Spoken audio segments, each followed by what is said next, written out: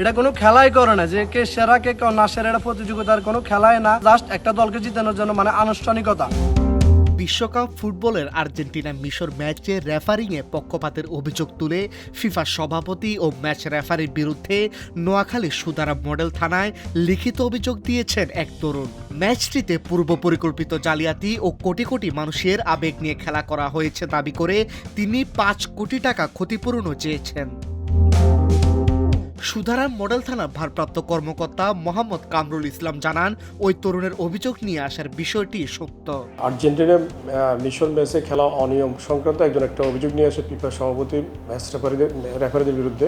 যেহেতু এটা গণস্থল বা কোনো কিছু আমাদের বাংলাদেশে না, বাংলাদেশে আমাদের এখতিয়ারের বাইরে, অভিযোগকারীকে বিষয়টি বুঝে বলার পর সে তার কমপ্লেইন নিয়ে চলে যায়। এদিকে অভিযোগকারীর দাবি, আর্জেন্টিনা ও মিশরের মধ্যকার এই ফুটবল ম্যাচটি দেখার পর থেকে তিনি এবং তার অভিযোগের সাক্ষীরা চরমভাবে মানসিকভাবে ভেঙে পড়েছেন।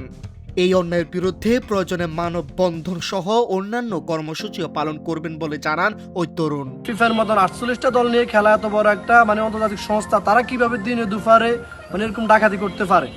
তারা যায় এটা কোনো খেলাই করে না যে কে সেরা কে না সেরা, এটা প্রতিযোগিতার কোনো খেলাই না, এটা জাস্ট একটা দলকে জিতানোর জন্য আনুষ্ঠানিকতা।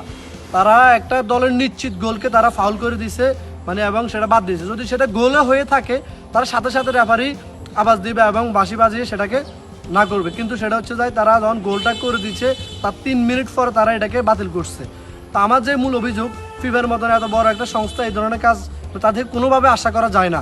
আমি চাই যে এটার সঠিক তদন্ত করে ফিফা সভাপতি জিয়ান্তিনোর বিরুদ্ধে মামলা হোক এবং ওই যে টিমে যারা রেফারি ছিল সবার বিরুদ্ধে আইনানুগ ব্যবস্থা নেওয়া হোক।